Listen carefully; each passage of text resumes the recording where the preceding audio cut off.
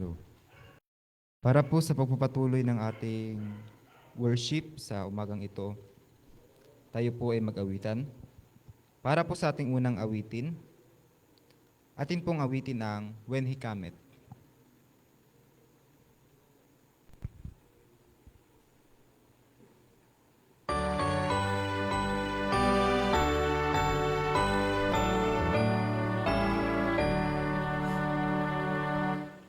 When He cometh, when He cometh, Pick up his jewels, precious jewels, precious jewels, his love and his soul. Like the stars of the morning, his bright crown adorning, it shall shine in their beauty, virgins for his crown.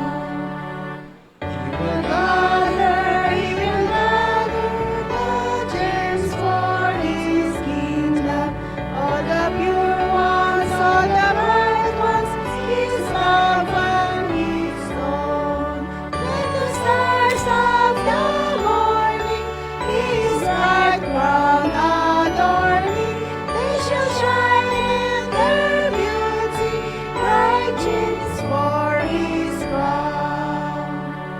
Little children, who love their Redeemer, all the jewels, precious jewels, his love and his soul. Like the stars of the morning, his bright crown adorning, they shall shine in their beauty, bright gems for his crown.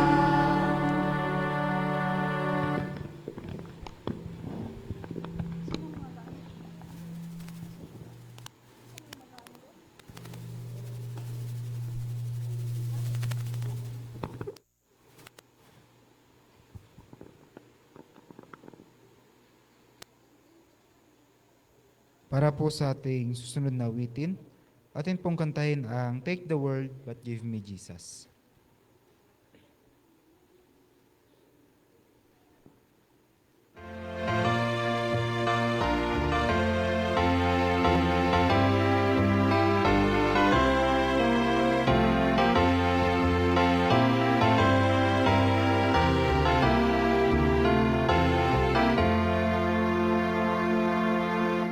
Take the world, but give me Jesus. All its joys are but an end, but His love abideth ever to eternal years the same.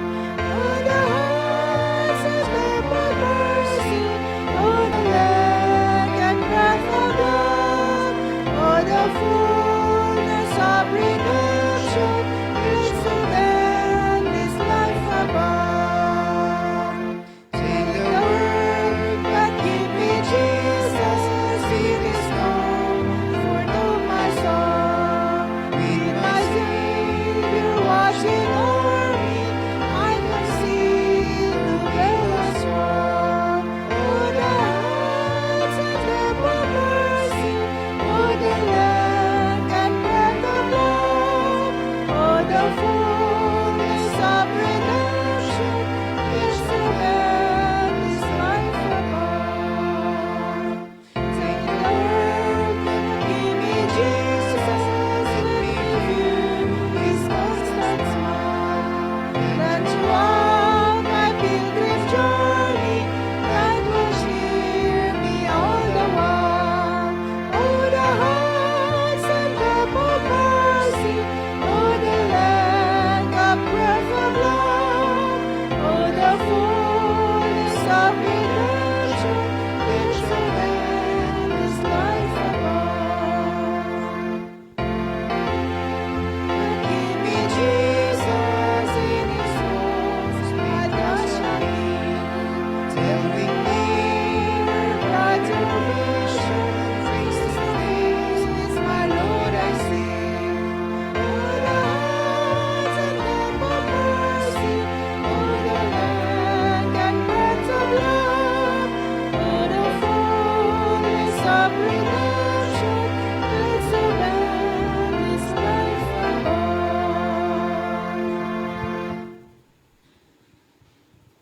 For our next song, let's sing Face to Face.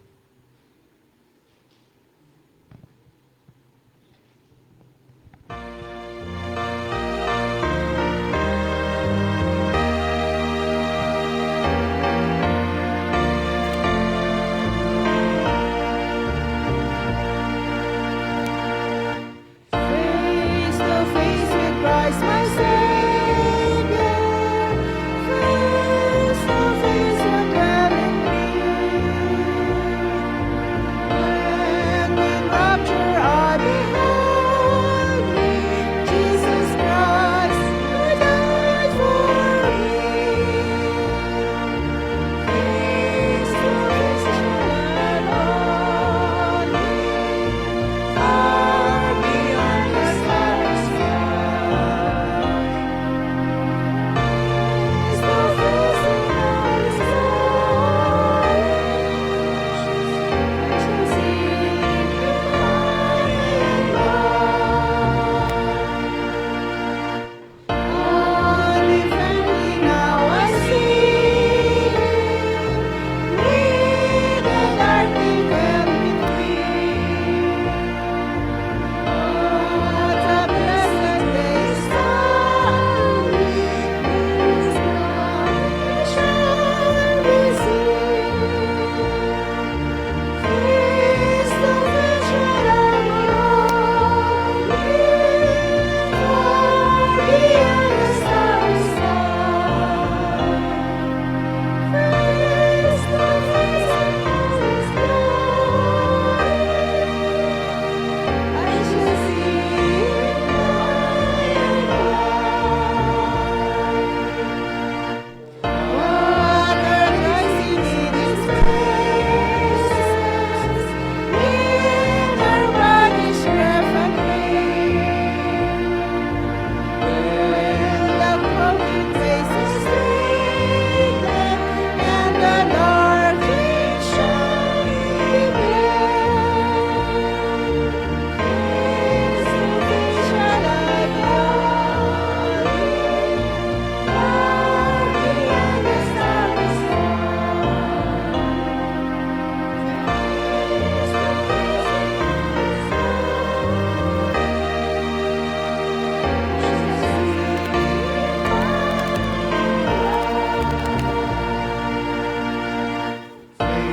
face to face, the blessed Lord. Face to face to see and know. Face to face in our Redeemer, Jesus Christ, who died for us. Face to face we shall behold Him, far beyond the starry sky.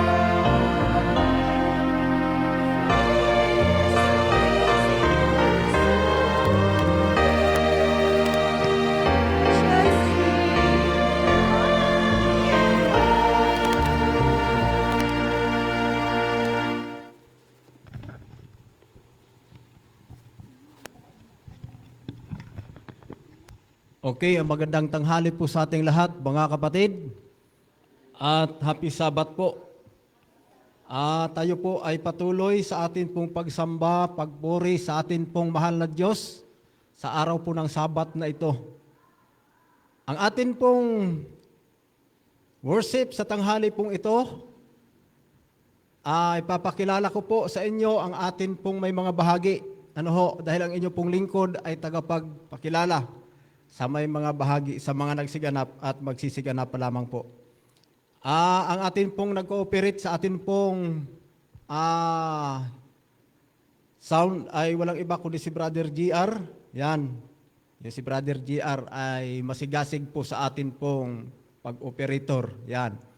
At ang atin pong maglilikom ng atin pong ikasampung bahagi ay si Sister Bing Ranes. At ganun din ang kanyang kasama. Na si Sister Aklon. Yan. Yan po ay mga masigasig sa atin pong iglesia. At siyempre po, ang atin pong magbabasa ng ating tithe and offering ay si Brother Ray Ranes. Yan, siya po ang magbabasa at ang magbabasa din po sa tinapay ng buhay na dadalhin ng ating kapatid ay si Brother John Mascardo. Yan, siyempre po, ang atin pong worship ay mangyayari po ito sa atin pong oras na tamang oras. Ano ho? At ang atin pong speaker ay si Brother Made Santo. Yan, siya po ay ating bisita sa atin pong iglesia na siya pong batikan na po sa ating pananampalataya. Ano ho? At siyempre po, ang inyo pong tagapagpakilala si Brother Jimmy Salazar Sr.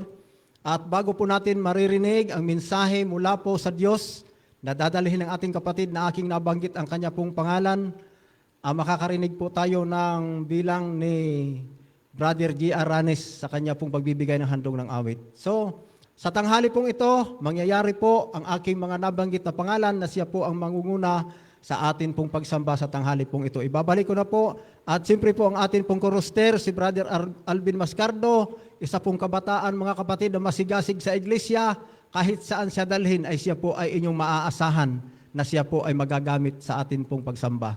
Okay po, ibabalik ko na po sa inyo, sa atin pong koroster, ang pagkakataon.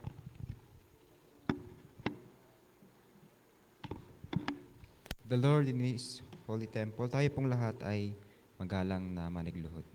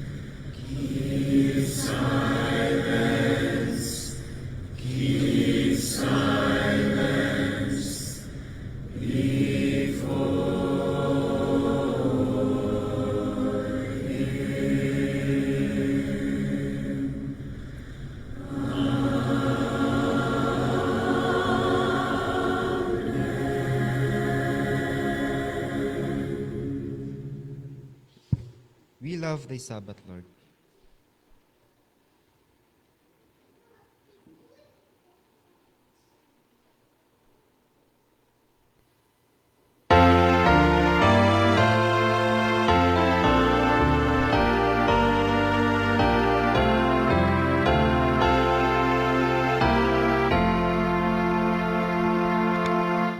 We love Thy Sabbath, Lord, and worship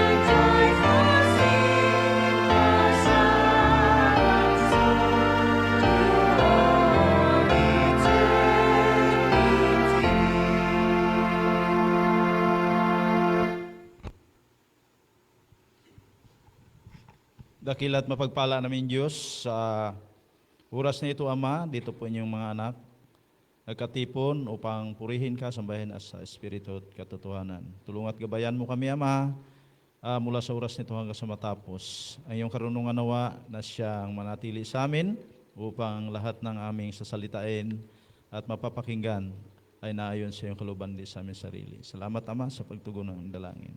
Ito pa yung hinihiling at pagpapasalamat alang sa iyong bugtong na anak na si Jesus. Amen.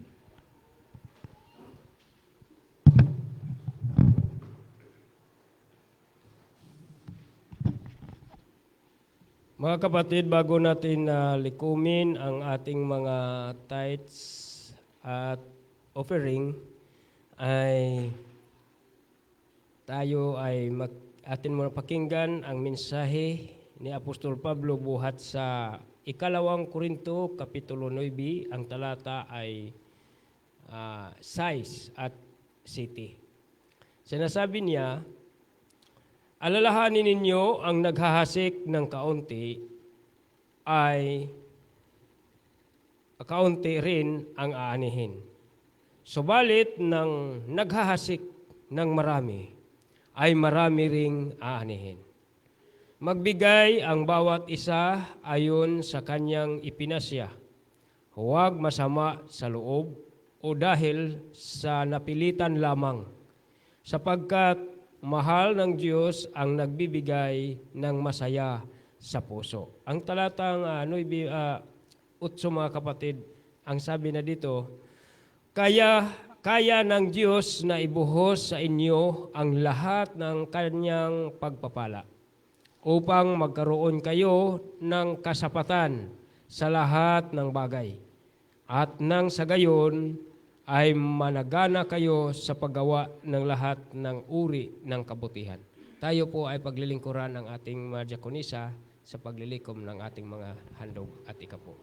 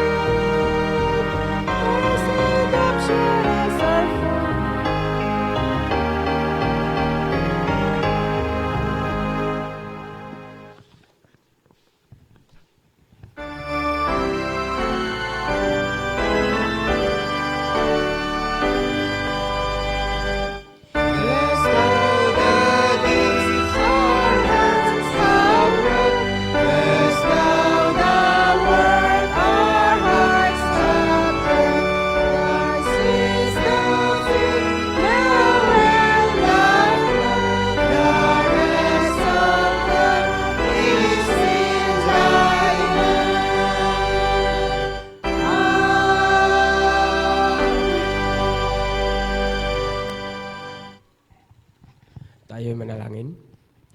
Dakila at mapagpala po naming Diyos, puno ng kahabagan at kaawaan. Amin pong tanging pinapasalamatan ka, O Diyos, tunay sa inyong kabutihan at kagandahang loob. Kami inyong pinagpala sa buong isang linggong nagdaan. At kami po ay nagkaroon ng mga pangangailangan, lalo't higit sa pangailangan namin ng aming kalusugan, pisikal, pangangailangan sa espiritual na kalagayan, at lalo't higit naman sa aming pangangailangan at kasalatang isipan. Umaasa din po kami, dakilang Diyos, nga ang mga pagpapala nga inyong ibinigay sa amin ay amin pong naibabalik na may katapatan. Ngayon nga ay aming tanggapin dito sa banal na dako ang bawat isa nga nagkakaloob at mayroong mga pagpapala nga tinanggap buhat sa inyo at patuloy din namang ibinabalik ang mga tanging handog at ikapo. Ngayon pagpalain ninyo ang mga kamay o Diyos nga sila ay sisikap nga magkakaroon ng katapatan sa inyong banal na harapan. Umaasa din po kami, Panginoon, nga sa bawat hanap buhay, bawat naming mga pinagkukunan ng pangangailangan, inyo din namang pagpapalain sa sunod na mga pagkakataon upang kami magiging tapat sa bawat sandali habang kami nabubuhay. Ito po ang aming samot dalangin sa pangalan ng aming Panginoong si Jesus. Amen.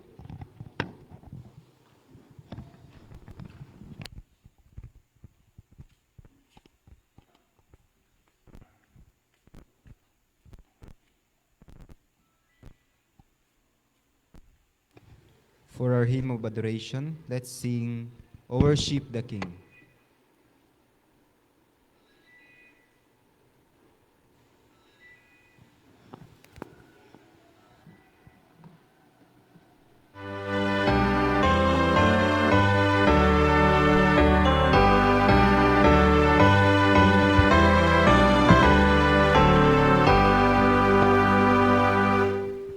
Worship the King, all who use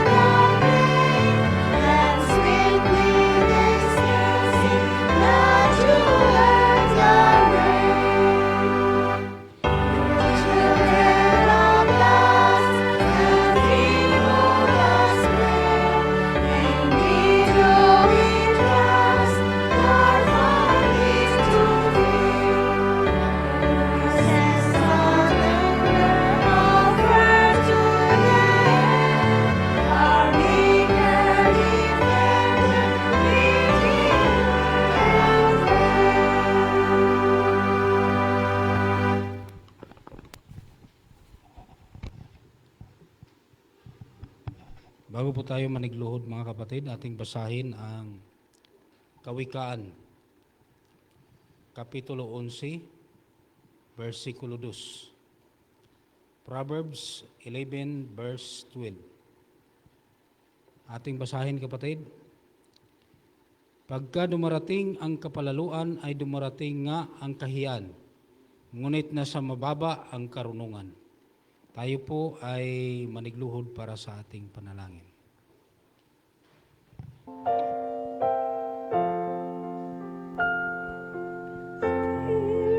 of the living God, fall afresh on me. Spirit of the living God, fall afresh on me.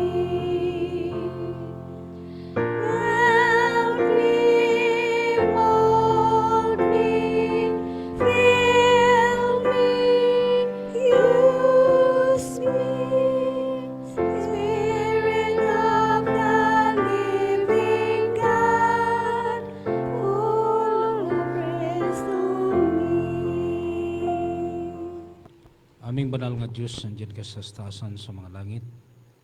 Marami pong salamat, Ama, sa inyong pagmamahal sa amin, kahit sa aming pagkamakasala ng tao. Inyo po kaming pinatawad at pinaprotektahan. At narito kami sa mga oras na ito upang makikinig sa inyong mga salita. Inyo pong buksan ang aming puso't isipan upang tanggapin namin ang inyong mga payo at pagpapala na espiritual sa pamagitan ng aming kapatid na inyong pinadala upang mananalita kayo sa Kanya sa pamagitan ng Kanyang mga labi. Palain si Brother Madi, habang siya ay magsasalita, kami ay makikinig upang hindi namin makakalimutan ang lahat ng aming mapakinggan. Uuwi kaming punong-puno sa mga pagpapalang espiritual na kami maging masaya sa paglilingkod patuloy sa inyo. Salamat po sa pagdinig sa aming daing. Inaasahan namin na inyo pong ipagkaloob ang aming inihiling sa pangalan ng Panginoong Hesus. Amen.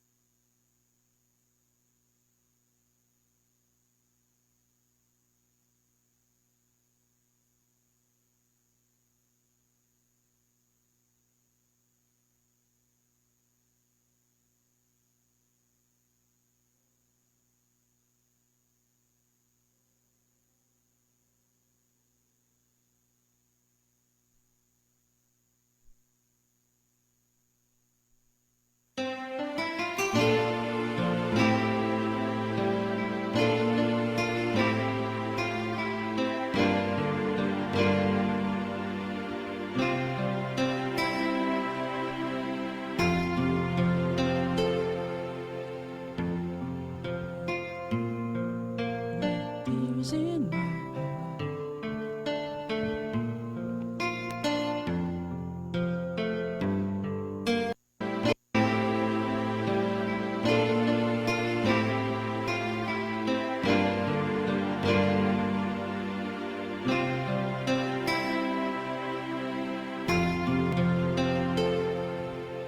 woke up this morning with tears in my eyes. How can I live with this feeling inside? And on my knees you help me to see that your love reaches even me. Lord, why do you love me still? When I go against your will, I struggle every day. But Lord, please show me the way. Help me to be more like you. Everything that I do, help me to love you more each day. Come into my heart to stay.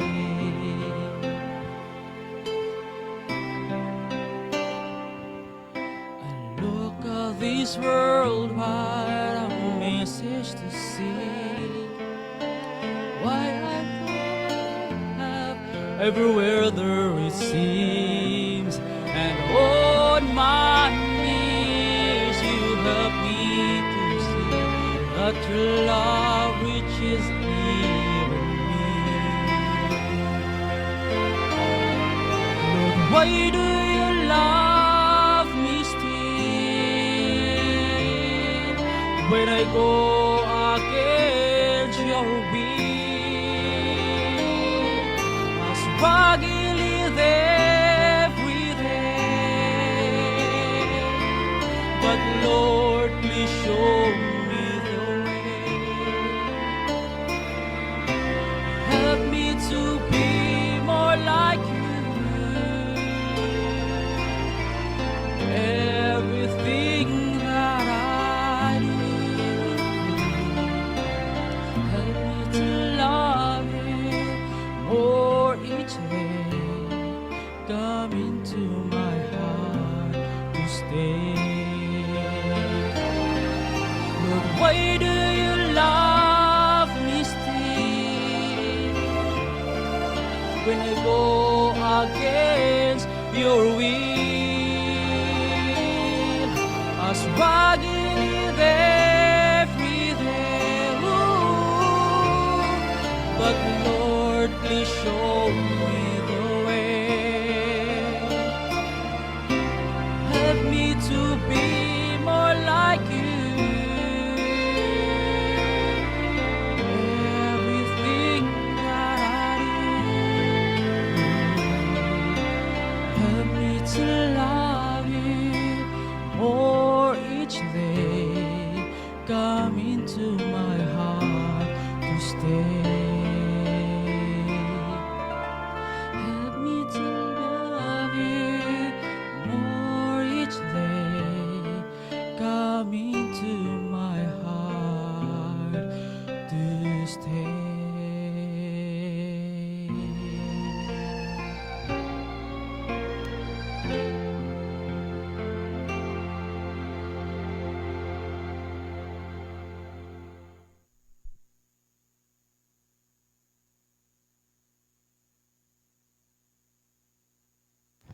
Lo.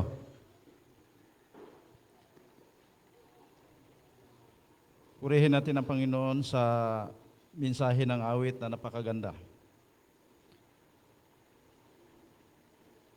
At ako man ay gusto ring umawit, kaya lang wala pa akong talento sa awit.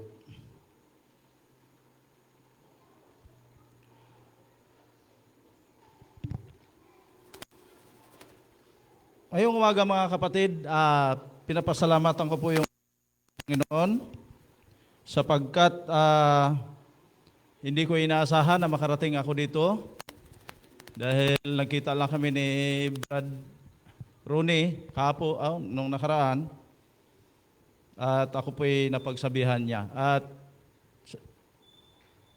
dapat sa naman ako ngayon sa New Princesa, pero hindi ko muna parang tinanggihan ko rin po mga kapatid sapagkat gusto ko naman sana magsabat doon sa amin sa Macedonia kasi 4 na sabat na hindi ko nakaano doon sapagkat 2 sabat ako sa Kabigaan, Aburlan at pang-4 ito ngayon dito, wala naman ako doon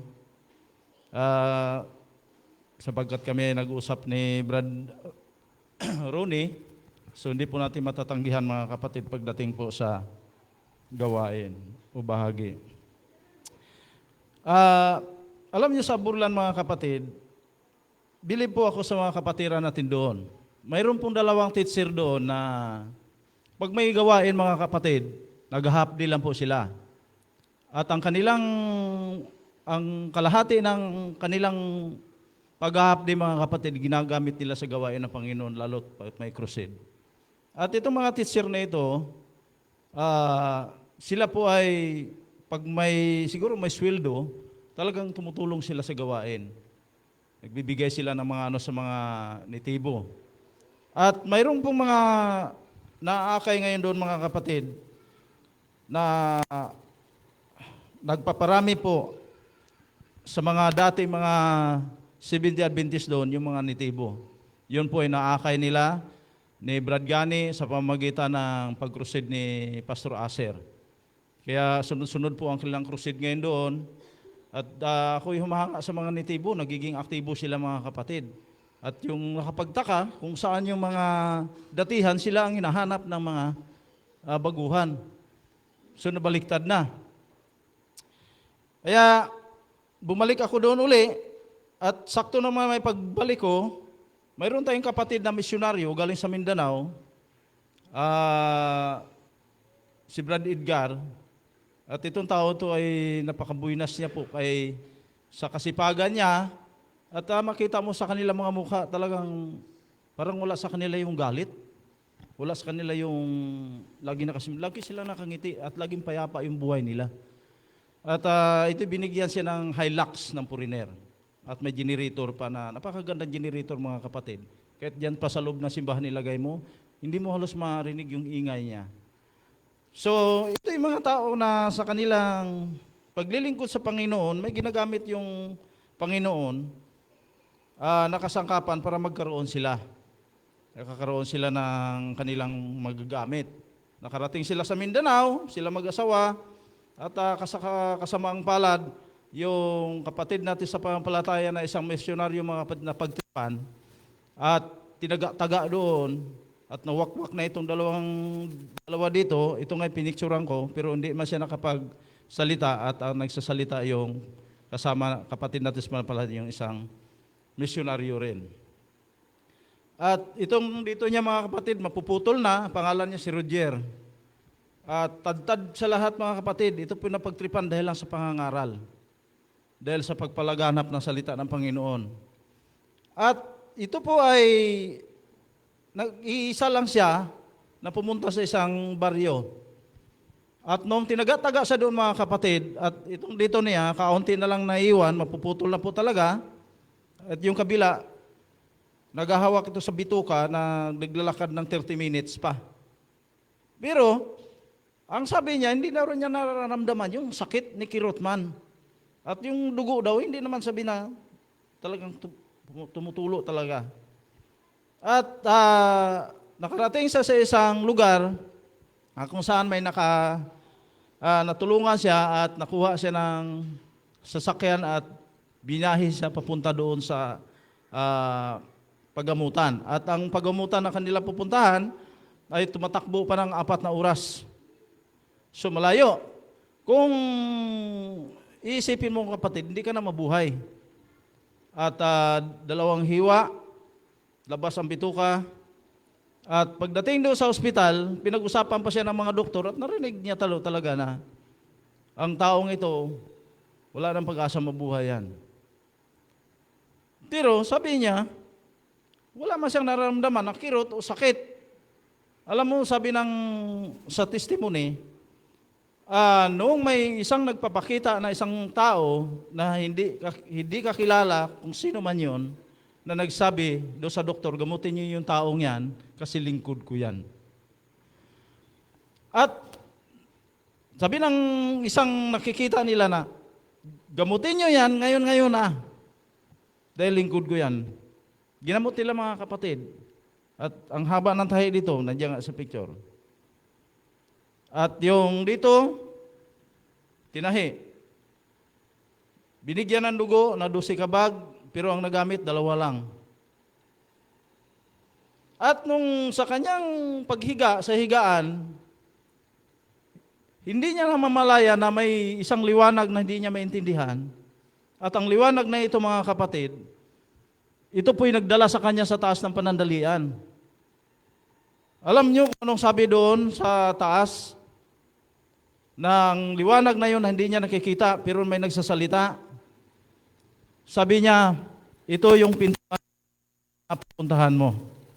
Pero hindi ka pa karapat-dapat ngayon, sapagkat ibababa mo na kita doon, at isang iiwan ko sa iyo na mensahe na huwag mong kalimutan at ipapaabot mo ito sa mga tao, lalo na sa mga kapatiran mo doon na nasa ibaba. Sabi niya, ano pong mensahe yan, Panginoon? Sabi niya, yung isikip na yan, na 2012, 2020, yan ay paparating mo doon, na huwag lang lapastanganin ang sabat na ito, sapagkat ginawa ko ito para sa inyo, at Yan ay tanda ninyo at tanda ko para sa inyo. Dahil pag yan ang linapastangan ninyo, sabi ng ating Panginoon, mananagot na kayo sa akin. Sa panandalian mga kapatid, di niya akalain na kung magbibiyahe ka ng langit, billion times ang dalakbayin mo. Pero sa isang iglap lang nakarating siya doon. At noong mag-isna niya yung mga kapatid, hindi niya yon pinawalang bahala, kundi iniikot niya yung ano. Ngayon, nangangaral siya uli. Nangangaral uli mga kapatid. Doon na-realize ng isang liman na pag ikaw palang lingkod ng Panginoon, kahit papatayin ka pa, mga kapatid, hindi ka pala mamamatay. Bakit? Andyan yung Panginoon kasi hindi pa tapos yung gawain mo. Kagaya kay Apostol Pablo, di ba? Ginapos, binugbog habang nangangaral. Yun po ang kagandahan sa kanila. Kaya, makita mo sa kanilang mukha, hindi sila mayabang, hindi sila mapagmataas. Parang sa kanilang mukha, hindi sila marunong magalit. Yun ang totoong lingkod ng Panginoon. Pero pag yung tao magalitin, tapos ang kataasang loob nandoon, mga kapatid, tandaan ninyo yan. Piki po yan, sabi natin Panginoon, siya may sabi niyan, babasahin ko mamaya. Kaya sa umagang ito mga kapatid, bago po tayo mag-umpisa, yuyuko muna tayo sa panalangin. Dakila naming Ama, makapangrihan at mapagpala ka sa lahat. Dito po ang inyong mga anak, upang mapapakinggan po ang iyong salita, at ng salitang ito na siya namang aking pagdadalhin. Maaari po ba, Ama, tulungan at gabayan mo po ako habang ako'y nagsasalita rito, sapagkat hindi ko kaya ito kung wala ka sa aking buhay. Kaya sa pamamagitan ng salitang ito, Ama, na aming mapapakinggan sa magang ito, ay ito naman ay aming may sa kabuhayan. Salamat po sa pagtugon ng aming dalangan. Ito po yung aming dinadalangin. Pinasasalamatan sa iyo, Ama, alang-alang sa imbugtong anak na si Jesus. Amen. Ang mensahe kong pong pagdadalhin sa umagang ito, mga kapatid, ay 3 punto lang po ito, pero kung kaya nyo kong samahan kahit mga 2 oras kalahati lang, okay lang sa inyo? Kasi sabihin ni Kristo hindi ba naman kayo makapagpuyat sa akin kahit panandalian lang? O di ba? Sa panahon natin ngayon mga kapatid, madali po magsermon. Para sa inyo, pero para sa akin, mahirap Pero ako po hindi atras mga kapatid, kahit saan ko dadalhin, kahit pastor pa yung kaharap ko mga kapatid, basta ang dala kong katotohanan ay nandito, hindi ko matatakot. Yan. Kaya ang gusto ko mensahe na pagdadalhin sa kalagitnaan natin ngayon mga kapatid ko, ayon pong ating aktual na mga nagagawa sa ating totoong buhay at pamumuhay ngayon. Yan. Ano na ba tayo ngayon mga kapatid? Kung halimbawa lang, gagraduhan tayo ng Panginoon, sa palagay niyo mga kapatid, ano kaya, ilan kaya ang grado na mayroon tayo ngayon? Kung ang ating mga ugali mga kapatid, ay gagraduhan ng Diyos ng 1 up to 80. Sa palagay niyo po, anong grado na sa mga ugali natin ang mayroon tayo ngayon? 40? 45? 60? Abot na kaya ang 60? Ha? Kasi kung naligtas ka sa pagsamba mo sa araw ng Sabat, ang ganda, di ba? Kung naligtas ka dahil hindi ka kumakain ng karumal-dumal, ang ganda po. Ha? Kung naligtas ka dahil tapat ka sa handog at ikapo, napakaganda, di ba? Ha? Kung naligtas ka dahil sa pagbautismo sa tubig, mas lalong napakaganda. Kung naligtas ka sa 4 na yan, mga kapatid, kumusta kaya yung pang-5? Ha? Kung diyan ka naligtas sa 4 na yan, kumusta kaya yung pang-5? Ha? Pagdating sa ating mga ugali. Diba? Kasi marami po mga 70 Adventists ngayon na nag-iisip na palibasa yung mga 70 Adventists sila ay ligtas na. But the truth and reality, hindi po lahat ng 70 Adventists maliligtas. Tandaan niyo po.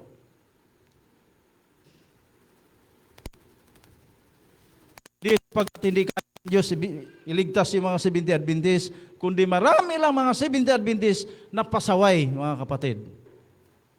Diba? Maraming Seventh-day Adventist na pasaway. Alala ko tuloy mga kapatid yung Sabadista. Naku, nag-aaway, araw pa naman ng Sabat. Nagsimula sila nagbangayan mga kapatid, alas 3, natapos alas 4. Kung di naawat, talaga magkaduguan. Araw pa naman ng Sabat. Alam niyo kung sino nag-awat? Yung kababautis mo lang. Doon pa talaga nag-aaway sa bahay ng bagong bautismo.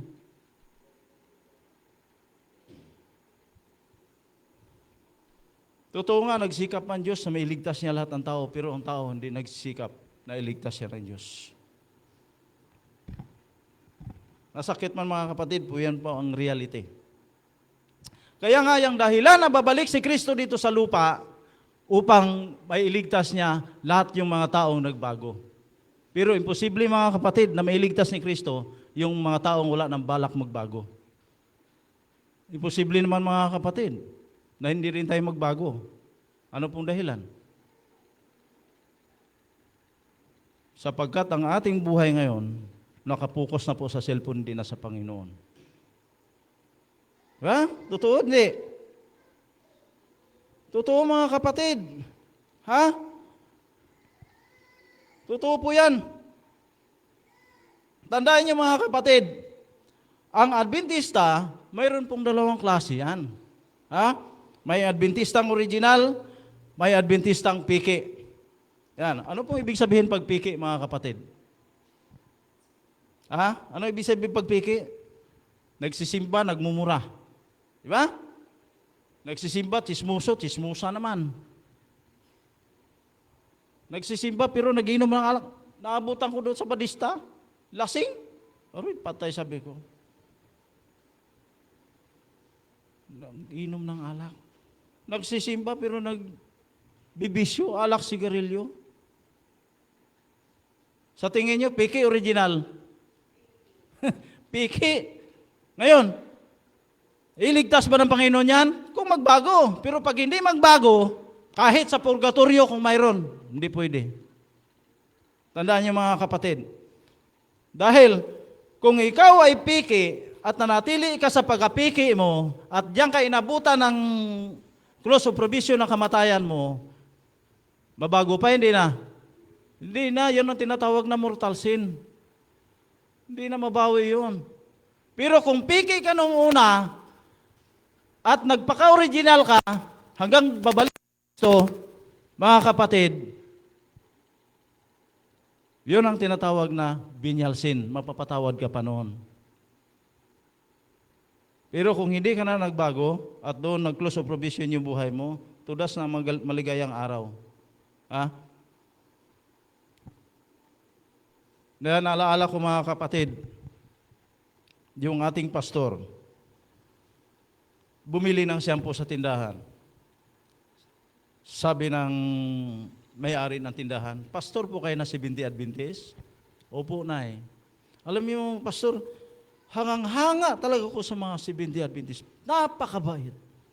Sabi ng ating pastor, salamat talaga, nay. Salamat. Pero, nay, matanong ko kayo, paano niyo po nasabi yan? Kasi alam niyo, pastor, pag nangutang sila ng alak at sigarilyo dito, pagdating ng Birnis, nagabayad talaga, hindi kagaya ng ibang reliyon.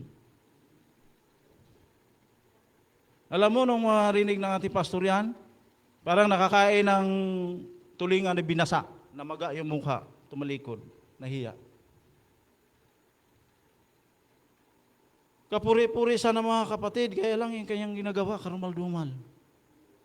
Diba? Kapuri-puri, pero yung ginagawa ng ating kapatid, karumal-dumal. Kaya lahat ng Adventista nakakilala at nagmamahal sa Diyos, pero hindi lahat ng mga tao nang yan nakakilala at nagmamahal sa Diyos, ay totoo. Diba? Mayroong piki. Ha? Nandoon yung kayabangan. Nandoon yung kataasang loob. Kaya sabi ng Tito 1:16, sila'y nangagsabi na kilala nila ang Diyos, Ngunit ikinakaila nila sa pamamagitan ng kanilang masamang ginagawa. Palibasa ay mga malulupit at mga masuwain at hindi sumusunod sa gawang mabuti. Masakit pero totoo yun mga kapatid. Kilala mo ang Panginoon, pero kung makakita ka ng kagustuhan mo na hindi naman kalooban ng Panginoon, kinukuha mo at nakakalimutan mo na ang Panginoon. Kaya sabi ng Panginoon, palibasa sila ay mga malulupit at mga masawain, hindi sumusunod sa gawang mabuti. Kagaya nito, yung pastor nagdala ng lison. Dumating yung ating kapatid, umupo sa harapan. Hamakin mo yan, nasa kalagitnaan ng Sabbath School lison. Tuturuan niya yung pastor, palibasa ay magaling siya sa propesya. At lahat ng inaaral ang pastor doon, aba mga kapatid, talagang sinasalpakan niya. Sabi niya, hindi, mali yan. Ganito. Alam mo, bumaba yung pastor. Na-distract mga kapatid. Bumaba, hindi na nagpatuloy sa paglison. Kilala niyo itong taong ito mga kapatid. Hindi ko na lang sabihin sa inyo kasi baka may sabihin niya, chismoso ako. Di ba? Ito yung mga taong may dalang toxic sa kapwa.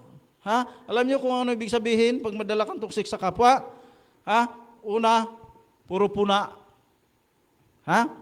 Puro puna sa kapwa, mga kapatid. Pangalawa, puno ng inggit. Pangatlo, piling niya siya lang magaling. Ito yung mga may dalang toxic mga kapatid. Pang-apat, ang lagi niyang nakikita, yung mali ng kanyang kapwa.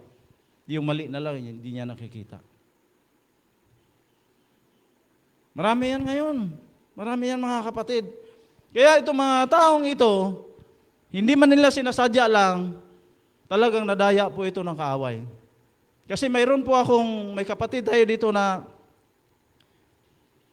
talagang naghahamo ng away, mga kapatid. Magaling pa naman sa Biblia, magaling sa propesya. Aba, nung maalaala niya yung kagalit niya, pati ba naman dito sa pulpito? Nagkulukarati na?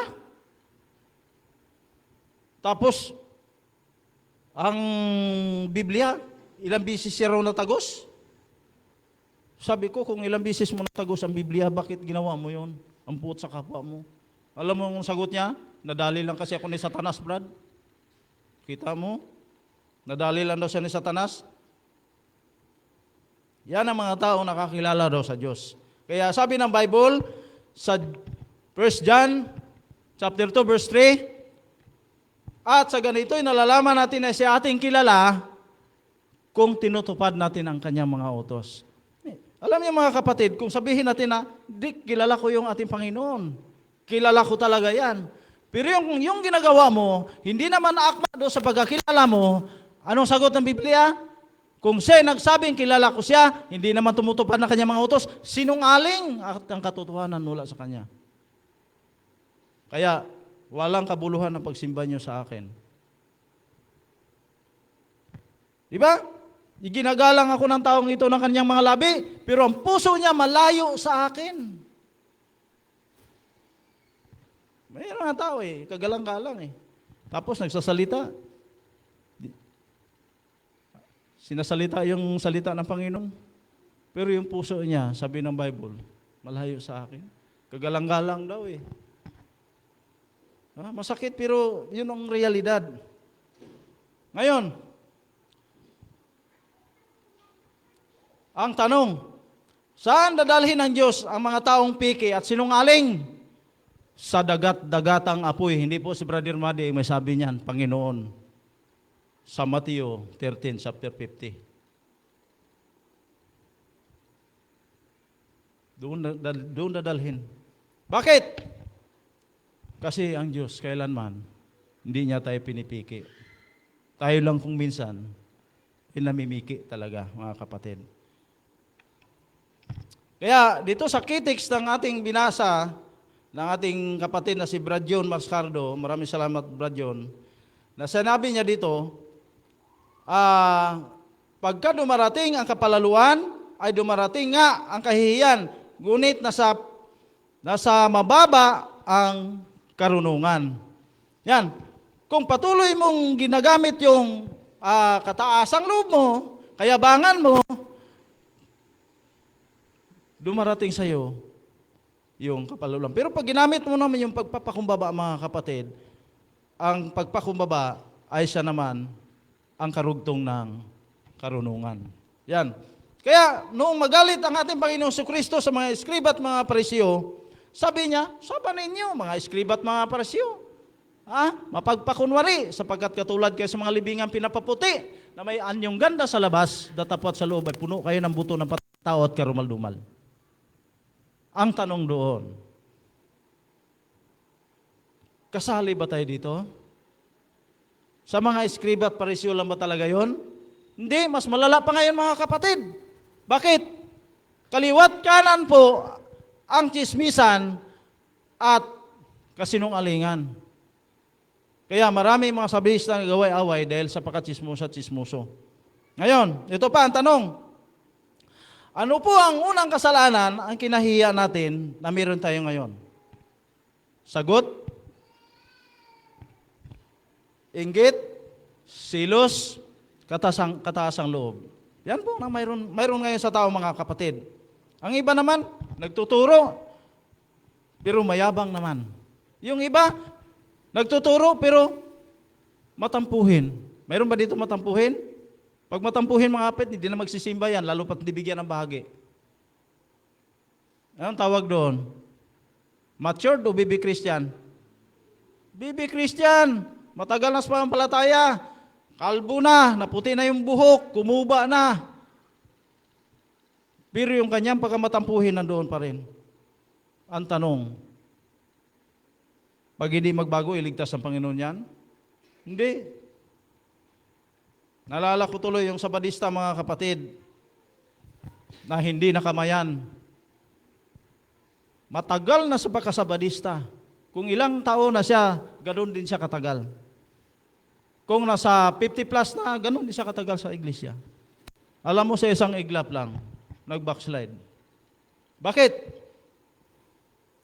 Dahil hindi siya nakasimba ng isang buwan, dahil ang kanyang katuwiran, medyo nahirapan sila sa buhay, dahil nakakaranas sila ng pandemic. At pagdating ng isang buwan, yung unang linggo ng pangalawang buwan, nagsimba itong kapatid natin sa pangampalataya. Aba, hamakin mo na natapos na yung second service, wala daw nakipagkamay sa kanya. Nag-iba yung isip, mga kapatid. Simba uli pagkasabado. Wala pa rin daw nagkamay, kahit isa nilampasan lang siya. Pagkasunod Sabado, mga kapatid, hindi nagsimba, nag-backslide na. Backslide, nandahil sa kamay lang, hindi na kamayan. Pero wala dito yan. Doon lang yun. Grabe, ganun lang. Hindi ka makamayan, hindi ka na magsimba. Ibig sabihin, mga kapatid, yung mga taong kanyan, pumupunta lang pala sa simbahan yan, hindi talaga totoo naglingkod sa Panginoon. Bakit? Hindi ka lang makamayan, mag-backslide ka na eh. Ako kung tumitingin lang ako sa kapwa, mga kapatid, tagal na akong din nasa badista, backslide na ako. Pero bakit titingnan ko yan? Hindi naman makapagligtas sa akin yan. Diba? Meron din yung sa badista, mga kapatid, nandil sa English. Aba, hindi na nagsimba. Naglipat ng simbahan. Sabi ko sa Mrs. Pet, hindi na nagsimba dyan. Kasi, brother, pag nagsasalita daw dyan, puro English. Hindi ko alam kung nagsimba pa ngayon. Nanday lang sa English. Kaya mga kapatid, palaala, pag kayo po nag-i-speaker dito, huwag po kayo ng English. Kasi hindi lahat po nang nagsimba marunong mag-English. Hindi, totoo yan. Hindi lahat ng sabadista, mga kapatid, marunong mag-English. Kaya hindi po tayo sing English ng English. May simbahan dito sing English ng English. Alam mo doon, nag-sermon ako doon sa, hindi ko na ituro kong simbahan. Mayroong babae doon na English speaking talaga. Siya nagiging presider. Aba, hindi ko naman nakalain, mga kapatid, na masagasaan doon sa sermon ko. Nung lalapit ako kay kamayan ko siya, pag tingin niya sa akin, nakaganyan siya magkamay. Sabi ko, bakit biglang tumalikod si si Sister magkamay? Naisip ko, sabi ko, baka tinamaan doon sa sirmong ko na pa-English. Hindi totoo naman mga kapatid, totoo po yun. Totoo po yun. May Sabadista mga kapatid, sabi niya, dito mga tao talaga matampuhin, hindi pa talaga nakaugat kay Kristo ito. Pastor, mag-backslide na ako. Iwan ko, panood nyo na sa YouTube to. Kailan? Ngayon na? Pwede ba, Brad, simba ka muna susunod sa Sabado? Pagkatapos simba, backslide ka na, may papagawa lang ko sa'yo. Pagdating na susunod sa Sabado, nauna ka pa kay pastor doon. Pastor, dito na ako. Kasi gusto niya, mag-backslide na talaga eh. Ito, Brad, punuin ko ng tubig yung mangkok, tapos ikot ka dyan sa simbahan ng 3 beses. Pag natapos yan, backslide ka na.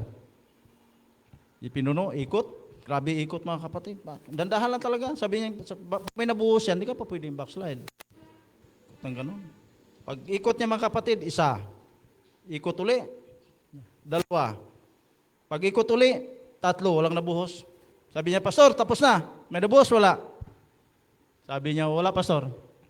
Bakit walang nabuhos? Kasi nakakonsentrate ako sa mangkok eh. Baka may mabuhos eh. Sabi ni Pastor, kung nakakonsentrate ka lang sana sa Panginoon, hindi ka mag-backslide. Alam mo, naalala niya, sabi niya, oo nga Pastor, no? Ang mali lang ng kapwa ko nakikita ko, mali ko, hindi ko nakikita na mas marumi pa pala ako sa basahan. Sabi niya, nagbago na ako Pastor. Ayoko na mag-backslide. Ito ba yung mga tao ba mga kapatid na hindi mo inaasahan na akala mo matured na siya sa pangampalataya. Yung palang kalahati doon hilaw, ang kalahati luto. Yan ang delikado. Pag yung tao na kahit matagal na sa iglesia, pag hindi pa matured yan mga kapatid, maubos na lang yung simbahan sa kasimba niya, hindi magkakaroon ng kasundo yan. Hindi magkakaroon ng kasundo yan. Maubos na lang. Mga kapatid, kung minsan, mayroon tayong mga nagagawa na magandang tingnan sa tao. Di ba? Pero malimit sumasablay. Bakit po? Kasi, kung minsan, may ugali ang isang tao na hindi rin makakain ng aso. Kaya nga sabi ng iba, grabe namang ugali itong Sabadista na ito. Parang, sabi niya, hindi makain ng aso. Buti pa yung aso, makain eh. Alam mo doon sa Quezon, nag-speaker ako doon. Ang mga tao doon, mga kapatid, yung mga kapatid lang natin sa iglesia tinitingnan. Sabi pa ng biyanan ko, kung yung mga Sabadista na yan, naakay sa akin, hindi makakay. Sabi ko, Nay, anong dahilan? Grabe, yung papangit ng mga ugali niyan. Sige pang pabuga ng sigarilyo. Tapos yung daanan namin, hinarangan pa. Sabi ko, hindi nga makaakay ito kung ganito. Ngayon, may 5 na assign doon, 2. Alam mo yung 5 na assign doon, 2, na sa halip mga ngaral doon sa baryo na yon, doon sa mga ilang baryo ng aral, tinanong ko, Brad, ang sahod nila, yung stipend nila doon ay nasa 12. Sabi ko, narinig ko dito sa ating mga kapatid, bakit doon ako yung nangaral sa malalayo? Mayroon naman dito. Alam mo, sagot nila, sabi kasi ng mga kapitbahay, pangit ng mga ugali niyan. Kaya nawala kami ng gana sa magano dito kasi wala na rin magtanggap sa amin. Bakit hindi sila tinanggap? Sapagkat sa ugali nila na hindi makain ng aso, kaya nga sabi ng iba, mabuti pa yung aso, nakakain daw. Alam mo, kalaking simbahan, kahit ipasok pa ito, maluwag. Pasok pa ito lahat. Pakalaking simbahan. Ang nagsimba, minsan 5, minsan 10.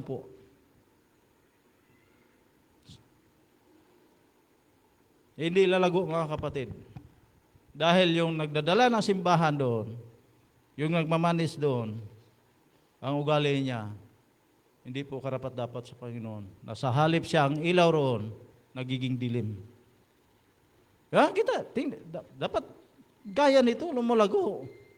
Ito yung totoo ng mga tao dito, hindi nagtitinginan sa isa't isa. Kundi, ang kanilang puso't isip nakasentro sa Panginoon, hindi sa kapwa. Amen? Yan. Una dyan mga kapatid, ang paglilingkod sa Diyos, hindi po ito yung bagay lang na pag ginusto mo, gusto mo. Tama? Kailangan kuling ka talaga ng Panginoon. Bakit? Yes, believer ka ni Kristo. Ha? Pero yung puot mo sa kapwa mo, nandoon pa, nananatili. Impierno ka pa rin. Yung ligtas. Adventista ka, kaya lang, yung pagka-Adventista mo, hindi kuling ng Panginoon, mawawala ka, masaktan ka, mabibigo ka. Mga kapatid. Kaya ito po ang palaala ng ating Panginoon sa tao magalitin sa Kawikaan 22:24, huwag kang makipagkaibigan sa tao magalitin. Bakit po? Sapagkat matutunan mo ang kanyang mga lakad at ang kaluluwa mo ay mahulog sa bitag. Kaya pag may mga ano ka na magalitin, layuan mo. Kasi sabi ng Panginoon, baka ang kaluluwa mo mahulog sa bitag. Layo ka. Kaya pag may malala ko yung kapatid natin, grabing galit niya sa akin. Minsan magkakasalubong kami, ngiti lang konti, ngiting aso. Pero yung puot niya, nandoon pa sa kanya. Grabing galit niya. Kasi, ang gusto niya kasi, siyang makapabawat mismo doon sa bebustadihan ko. Ang problema mga kapatid, nagpabutis mo sa amin. Grabing galit niya sa akin hanggang ngayon. Ito yung mga tao na hindi nag-ugali patungong langit. Ang ugali nito, patungong impyerno. Mahilig mo kay pagtalo sa kapwa. Ito ay magiging kapahamakan sa mga taong nakikinig. Kaya ang palaala ng Biblia, tungkol dito mga kapatid, ipalaala mo sa kanila mga bagay na ito na sila'y pagbilinan sa paningin ng Panginoon, na sila'y huwag mukipagtalo sa mga salitaan na hindi naman ang papakinabangan ay kapapahamaklan ng nakikinig. Araw ng Sabat, grabe. Nagtatalo. Sabi ng mga nakikinig doon, klase mga Sabadista ito. Palagay niyo makakay? Hindi makakay yan, mga kapatid. Ngayon, Panginoon, paano po yung mga tao nakakaalam ng katotohanan at ayaw sumunod? Sabi niya dito, nalalaman nila, mga inuutos ng Diyos, na ang gumagawa ng mga gayong mga bagay ay karapat-dapat sa kamatayan. Alam mo, pag alam mo yung utos ng Diyos, tapos nilalabag mo, sabi ng Biblia, karapat-dapat ka sa kamatayan. Ano pa? Ngunit hindi lamang nila ginagawa ang mga gayon, kundi sinasangayunan pa nila ang gumagawa ng mga iyon. Kaya, ang sabi ng Panginoon sa Jeremias 13:14, at ang aking itutulak ang isa laban sa isa, sa makatuwid bagay ang mga magulang at ang mga anak na magkakasama, sabi ng Panginoon, hindi ko maawa, hindi ko magpapatawad, ni maaawa man na sila'y lilipulin ko. May mga tao kasi mga kapatid, kahit nakita mo na hindi magandang yung ginagawa, pero diyan ka naman sa kanya nabubuhay, talagang itataas mo siya. Iaangat mo siya, kahit mali ang kanyang ginagawa. Totoo hindi? May nakita na ako niyan, kahit nakita na hindi naman maganda yung kanyang pamamaraan, pero dahil diyan ka kumikita, natulungan ka niya, iangat mo siya kahit mali ang kanyang nakikita. Pero sabi ng Biblia, hindi ako mapapatawad ni maawa man sa kanila na sila lilipulin ko. Ngayon, anong sabi ng Bible sa Awit 36:1-3? Ang pagsuway ay nagsasalita ng malalim sa puso ng masama, walang pagkatakot sa Diyos sa kanyang mga mata. Ano pang sabi? Sapagkat pinupuri niya ang kanyang sarili sa sarili niyang mga mata. Alam niyo mga kapatid, isa sa pinakamahirap maligtas, yung mga tao mahilig magpuri sa sarili. Ito yan. Yung taong mahilig magpuri sa kanyang sarili kahit mali. Yan ang pinakamahirap maligtas. Yan ang ugali ni Satanas. Alam mo yung kapatid natin sa pampalataya, talagang lagi niya itinataas sarili niya, magaling siya. Aba, nagkaroon ito ng diskusyon doon mga kapatid sa Tagburos. Hindi ko alam kung natalo o ano kayo nangyari. Sipin mo, naghubad ng damit, diyan pasarap na simbahan, nang hamon ng suntukan. Sabi ng mga kapatiran natin doon, uy, nakakahiya man itong kapatid natin sa Badista, nang hamon ng suntukan. Pero matanda na yan sa iglesia mga kapatid ha. Tanda na yan. Nagpustiso na lang, wala nang ngipin. Pero yung ugali mga kapatid, hindi pa rin nabago. May elder naman nagsermon. Alam mo yung tagasagot, yung misis. Kasi alam ng misis niya na ang kanyang asawa, maraming kaaway sa loob ng simbahan.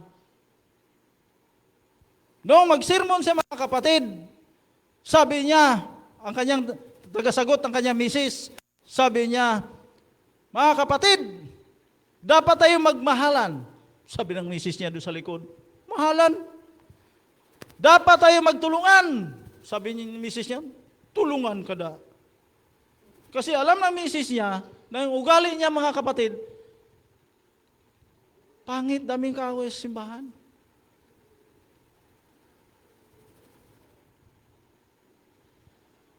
Tayo'y magbigayan. Sabi ng misis niya, anong bigayan? Ganyan ang ugali mo? Doon pala sa likod mga kapatid, nakinig doon, yung kanyang kaaway, diakono. Noong pagkatapos ng second service, bumaba, lumapit yung diakono. Sabi niya, Brad, salamat talaga. Matagal mo na pala akong pinatawad. Saan hindi ko alam at natakot akong lumapit sa iyo. Salamat talaga, Brad. Sabi niya, nakinig ka? Upo, Brad. Saan ka nakaupo? Doon sa likod. Napakaganda na mensahe. Maganda talaga mensahe, mga kapatid. Sabi niya, Brad, napatawad mo na ba ako? Alam mo, sagot ng elder? Oh, Brad, napatawad na kita po. Wag mong ulitin yan. Baka mapatay kita. Kita mo?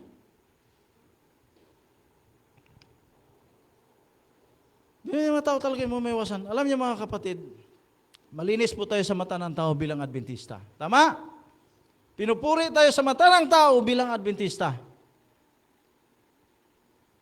At talagang hinangaan tayo sa mata ng tao bilang Adventista. Ang Diyos kaya hanga sa atin? Hindi. Bakit? Sapagkat alam ng Diyos na marami pa mga basura sa ating buhay na nakaimbak. At kung mayroon tayong mga basura na ganito mga kapatid, yung ugali natin, dapat bitawan natin yan. Tapo na yan. Sapagkat ang nagmamayari niyan, si Satanas. At yung pangarap mong langit mga kapatid, sayang lang. Para bagang nagiging bangungot na lang. Alam niyo mga kapatid, hindi man masamang mangarap langit kasi yan talagang gusto natin. Pero ang masaklap lang mga kapatid, ang pangarap mong langit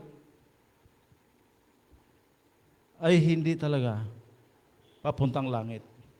Kasi,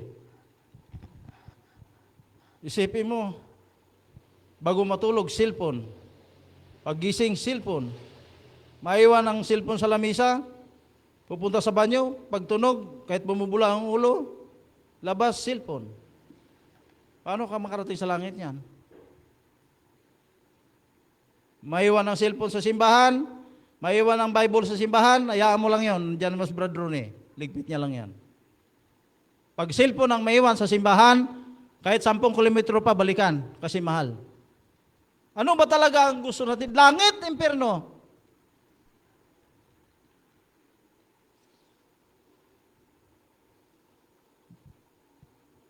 Mga kapatid, ang iba naman, nangangarap ding yumaman. Mga kapatid, hindi rin masamang mangarap yumaman. Dahil yan po ang ating gusto. Tama? Kaya lang, nung yumaman na sila mga kapatid, hindi mo na makausap. At bihira mo nang makita sa simbahan, kung makita mo man, aksidente na lang. Yeah? Aksidente na lang. Naalala ko mga kapatid yung matalik kong kaibigan, best friend ko. Noon, nung hindi pa siya umangat sa buhay, masahol pa kami sa magkapatid. Kung anong mayroon siya, hindi ko mawalan. Bigay siya. Nung umangat na siya sa buhay, mga kapatid, nakabili na ng 2 shuttle, may mga bangka pa silnido, kung ano-ano mga negosyo.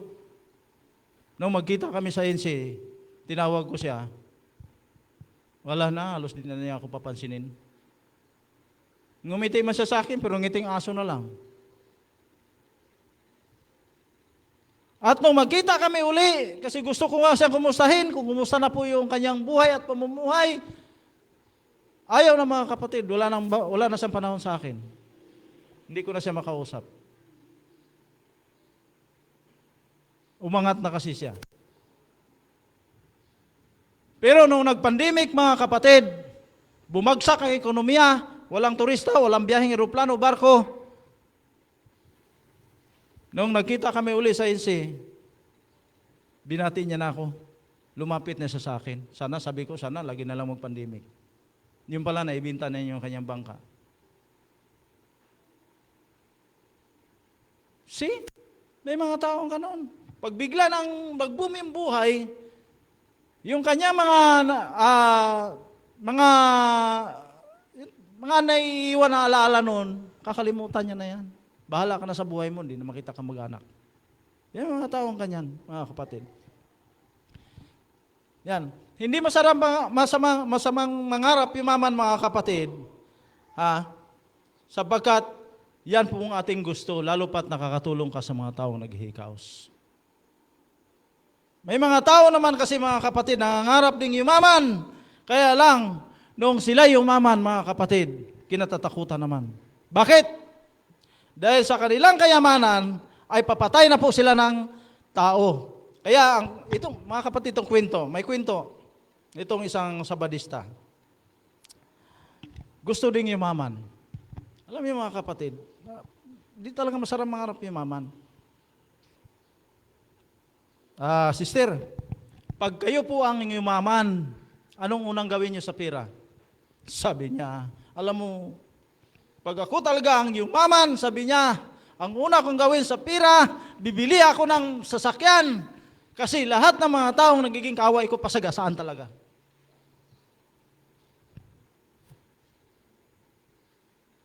Nakakatakot yumaman.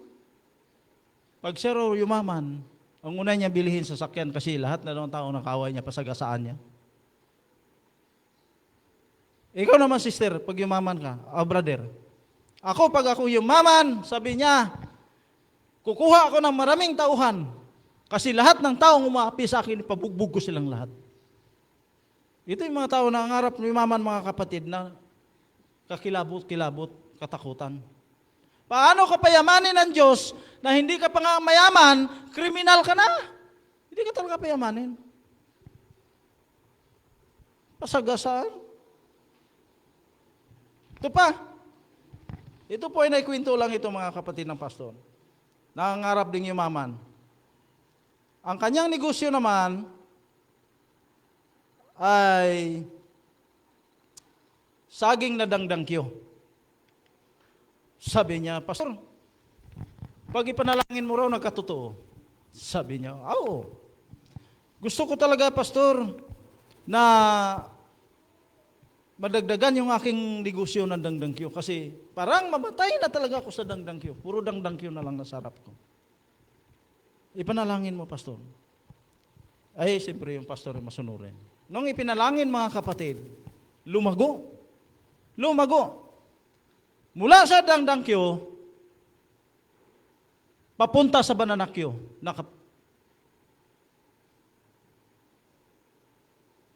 Mula sa bananakyo, hanggang nagiging kamutikyo. Lahat ng Q, nasa kanya na lahat.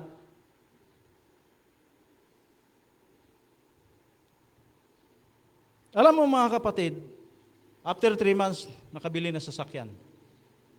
Hindi naman maganda sasakyan. Yung tama lang makargahan ng kanyang saging kamuti. At nung lumago na ng lumago mga kapatid, nakabili uli ng sasakyan. At nakabili ng mga gara ng sasakyan. Payaman na ng payaman.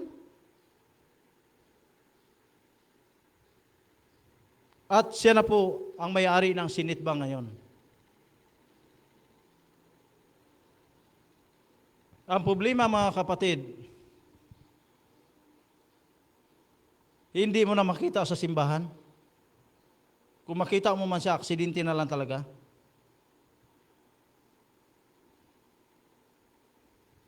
Ngayon, binisita ng ating pastor. Brad, hindi ka na nagsisimba. Oo nga, Brad. Yumaman ka na, Brad. Ay, pastor, nasipag lang talaga ako, pastor. Yung ikapo ba na pangako mo sa Diyos, naibigay mo ba? Sabi niya, ay hindi, pastor, wala. Nangako ka sa Diyos, Brad, na magbigay ka ng ikapo. Ay hindi, pastor, masipag lang talaga ako. Sabi ni pastor, Brad, nangako ka. Magbigay ka ng ikapo sa Diyos. Kaya binigyan ka ng kayamanan. Sabi niya, grabe naman, pastor. Ang 1 million ang kinikita ko sa isang buwan, bawasan ng 100,000. Grabe, walang kahirap-hirap, sabi niya. 1 million ang kinikita niya sa isang buwan, tapos bawasan na daw ng ikapo sa simbahan. Walang kahirap-hirap, sabi niya. Wala daw kapagod-pagod.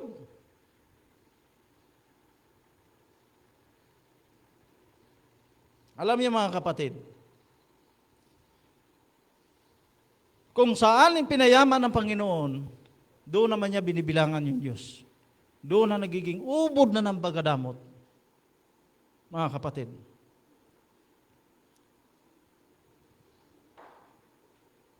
Sabi ng ating pastor, alis na ako, Brad. Sabi siya, pastor, kay busy lang talaga ako. Sabi ni pero bago ako alis, Brad, nalangin muna tayo. Ay, hindi na, pastor, kasi busy ako. Hindi, manalangin tayo. Noong nagluhod sila mga kapatid, nalangin.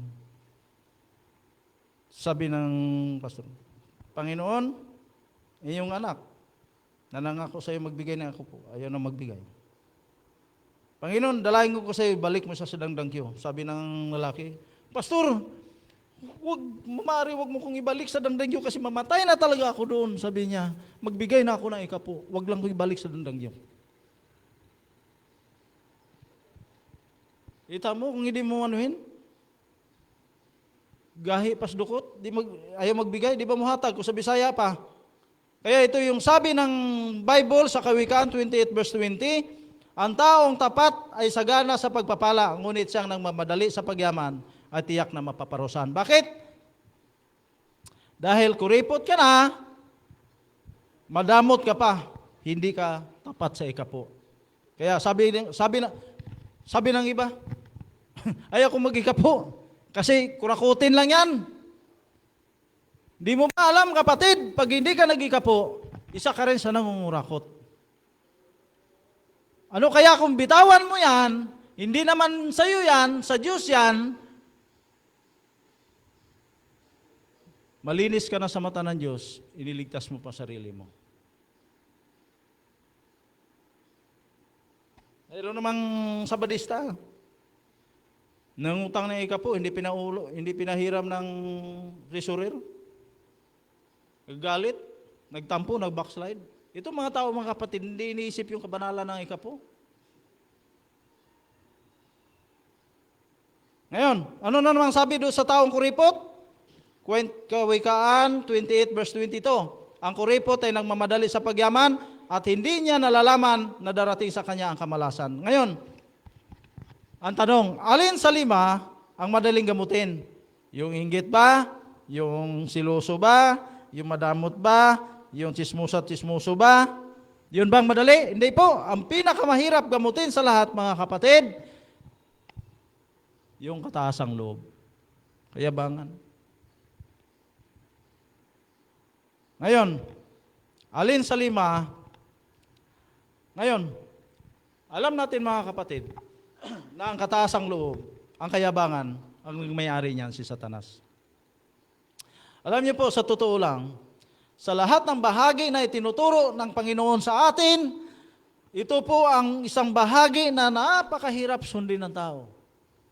Ano po yon? Yung pagpapakumbaba, mga kapatid, hirap sundin yun. Totoo hindi. Pero kung marunong kang magsisi at magpapakumbaba, at hindi ka nanunumbat sa iyong kapwa, God loves that more rather than you being successful.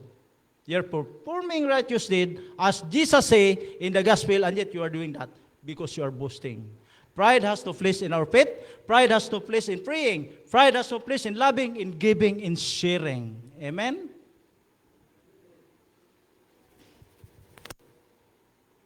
Sabi ng Panginoon, kung ikaw magbigay sa kapwa mo, huwag papamukha sa Kanya.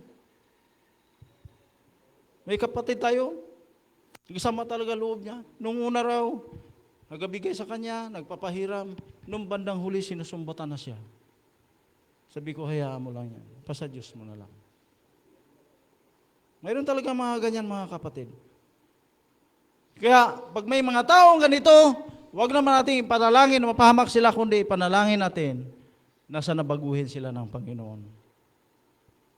Mga kapatid, pag ikaw ay nagsakripisyo sa gawain ng Diyos, huwag mong ipapalata sa mga tao. Kasi kung pagmamalaki mo mga bagay na ito na itulong mo sa kapwa mo, mga kapatid, hahanga ang mga tao sa iyo. Pero sabi ng Panginoon, hindi ako hahanga sa gayong klase ng pamamaraan.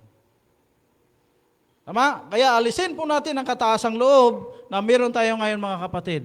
Luluhod po tayo sa Diyos upang matulungan ang ating buhay na mag-alis ng ating kataasang loob at kayabangan. Pero wala yan dito sa inyo, mga kapatid. Kaya huwag po tayo makalimot na manalangin sa ating Panginoon Diyos dahil ang panalangin, yan po ang paraan na tayo po ay matutong magpapakumbaba. Kaya tingnan nyo, the connection of prayer and humility. A prayerful person is a humble person, mga kapatid. Ha? Kaya ang isang taong magpapakumbaba at mapagdasal, yan po ang taong napakalapit sa ating Panginoong Diyos. Ha? Pero kung buhay na buhay ang demonyo sa isang tao, buhay na buhay rin, mga kapatid, ang pride sa kanya. Malayong magpapakumbaba yan? Malayo. Sa badista doon, sabi ko, magkano ka na? Anuhin mo na yung nagiging kasagutan mo. Pakumbaba ka na. Iyaw talaga? Gusto pa mas pagsabunutan? Ito yung mga tao, mga kapatid, na nangarap siya ng langit, pero nakakalungkot. Ang kanyang pangarap ay hindi talaga patungong langit. Ngayon, sino po sa Diyos dito sa kwento natin ngayon? Yun bang ipinagmamalaki niya ang kanyang sarili? Na lagi daw siyang tumutulong sa kapwa? Na lagi daw siyang nagsisimba? Mga kapatid, pagkatapos minamiliit niya yung mga tao? Ganun ba? Hindi bagay. Ha? A humble, contrite heart of God. You will respond, mga kapatid. Ha? Hindi pwedeng hindi pakinggan ng Diyos ang isang pusong nagsisisi at nagpapakumbaba kaysa isang pusong nagmamalaki at nagmamalinis. Alin ang pakinggan doon? Yung nagmamalinis o yung nagpapakumbaba? Yung nagpapakumbaba.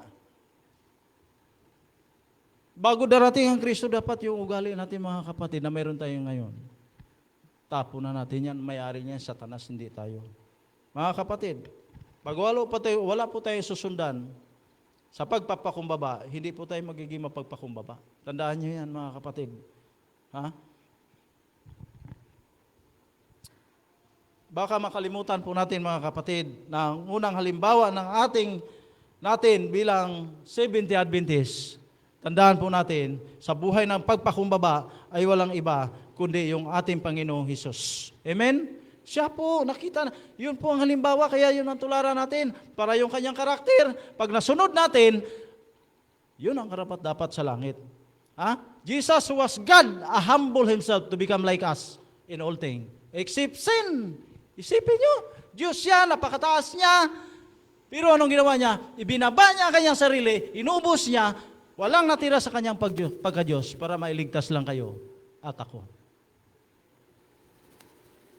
Pero tayo, hindi lang mabigyan ng katungkulan simbahan, hindi na magsimba, backslide na . Mayroon ba dito yan? Mayroon, wala. Wala na? Wala na? Uman dito pa. Kaya nga nagpabugbog ang ating Panginoon at pinarusahan siya hanggang siya'y mamatay para tayo po ay maligtas at gumaling. Amen? Tapos tayo kuminsan, walang utang na loob. Diba? Hindi marunong magpatawad sa kapwa. Kaya ito ang sabi ng propeta Isaias 53:5, ngunit siya'y nasugatan dahil sa ating pagkamasuwain. Totoo yun, nasugatan ng ating Panginoon dahil masuwain po talaga tayo. Siya'y binugbog dahil sa ating kasamaan. Totoo, hindi. Ipinataw sa Kanya ang parusa para sa ating kapayapaan. Kita mo? Nandun na lahat. Walang labis, walang kulang. Kung sa niluto mo pa, kompleto ricados yan. Ginawa ng Panginoon ang lahat-lahat para magiging payapa lang tayo. Pero saan napunta yung kapayapaan? Manuntok na nga . Alam mo, brother, nabinyagan ako pero yung kamao ko hindi talaga nakasama ito sa paglubog sa tubig. Pag nakita ko yan tao niya, suntukin ko talaga. Manuntok pa talaga. Wala na dito yon. So, dumara na yata. Sabi ko, wag naman, Brad. Naku, mga kapatid, alam mo kung titingin ka lang sa kapwa mo, hindi ka magtaga sa Sabadista, backslide ka talaga. Marami nang ganun. Pero kung lagi ka nakasintro, yung puso mo nakasintro sa Panginoon, ang gagawin mo dyan sa tao na yan, ipanalangin mo pa. Pero bakit kung minsan, nagkakagulo tayo sa loob ng iglesia, ano pong dahilan? Dahil po sa, alin? Sa kataasang loob, mga kapatid.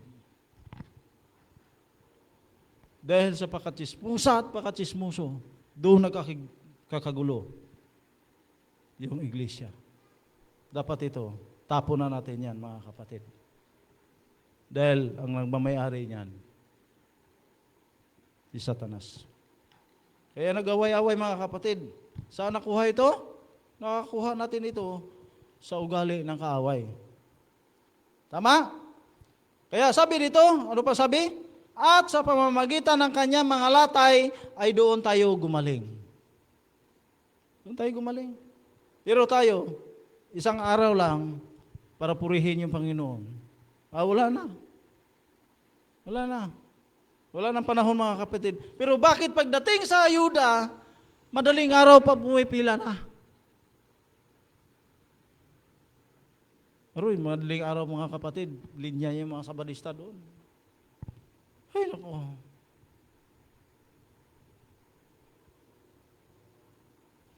Pagdating sa gobyerno, ayuda ng gobyerno, hindi nahuhuli. Yung iba, madaling araw. Totoo yan. Pero bakit pagdating sa paglilingkod, mga kapatid, nahuhuli po tayo. Pag upo, hikab. Ang gusto niya, closing song na. Ngayon, ano po ang pinakamasakit na nakikita natin, Panginoon, sa ating buhay ngayon, mga kapatid? Yan bang pangungutya sa Kanya? Yun bang pagpapako sa Kanya sa cross? Yun bang paghagupit sa Kanya? Yun bang pagtusok ng Kanyang kamay? Hindi po. Ang pinakamasakit na nakikita ng ating Panginoon sa panahon natin ngayon, yung mga tao nakapuko sa cellphone, hindi na sa Panginoon. Yun ang pinakamasakit sa Kanya. Alam mo, mga tao ngayon, pinagpupuyatan, cellphone. Nasa halip, igugol nila ang sarili nila sa salita ng Panginoon. Pero ang kanilang puso't isip napunta na sa cellphone. Kahit 24/7 pa, mga kapatid, walang tulugan. Pero pagdating sa salita ng Panginoon, makabasa lang ng 10 minuto, naantok na. Alam mo, may kapatid tayo dito sa sabi niya, brother, pag tagal ako makatulog, magbasa lang ako ng Biblia, talagang inaantok ako agad. Ginawa pang sleeping pills yung Biblia. Pero wala dito sa inyo yan. Mayroon din dito? Wala dito yan. Doon lang yan. Doon lang yan. Kaya ang pagkamatay ng Panginoon sa krus, kung minsan ay hindi na po natin napahalagahan. Totoo hindi? Totoo mga kapatid. Kahit mga matanda, bata ngayon, wala na pinag-aiba. Nagpupuyat na po sa cellphone. Nasa halip ang kanilang puso't isip, igugugol sana sa Panginoon, ang nangyari, ginugugol nila sa walang kabuluhan. Napakasakit, Kuya Ede. Lalong-lalo na sa pagpakumbaba.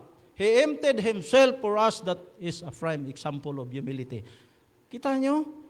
Ang ating Panginoon nandito, para siyang example ng pagpakumbaba. Kaya noong ipinako siya sa cross, walang natira sa kanya, inalis niya ang lahat, inubos niya. Yun po ang pagpapakumbaba, mga kapatid. Pero pag hindi ka nabigyan ng bahagi simbahan, magtampo na eh. Sayang. Naglilingkod ka ng ilang taon sa Panginoon, pero sa isang iglap lang na hindi ka mabigyan ng bahagi, hindi ka na magsimba. Sinayang mo lang.